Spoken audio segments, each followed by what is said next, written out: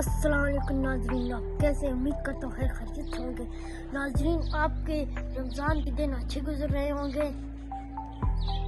नाजरीन, आज हमारा 20वां रोज़ा है पाकिस्तान में, और बाहर के मुल्क के जो लोग हैं वो बताएं कि आज उनका कितना रोज़ा है। नाजरीन, मैं अभी दरिया की तरफ जाऊंगा और दरिया का आपको व्यू और मंजर भी दिखाऊंगा।